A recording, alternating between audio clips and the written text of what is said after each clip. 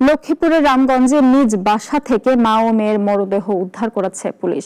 বৃহস্পতিবার রাতে উপজেলা ইসাপুর ইউনিয়নের শ্রীরামপুর গ্রামে এই ঘটনা ঘটে।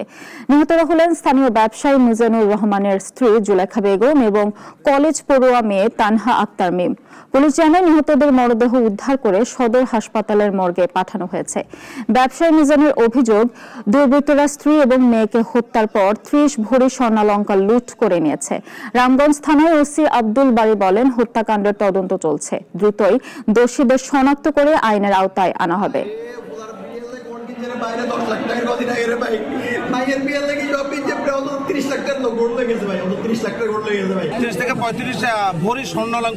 নিয়ে গেছে যারা এই ঘটনার সাথে জড়িত।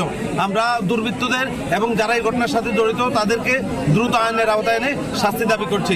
আমরা এই ঘটনার সুষ্ঠু তদন্ত সাপেক্ষে আমরা এটার যথাযথ বিচার দাবি করছি এবং দোষীদেরকে অতি দ্রুত আইনের আওতায় এনে শাস্তি দেওয়ার জন্য আমরা জোর দাবি জানাচ্ছি।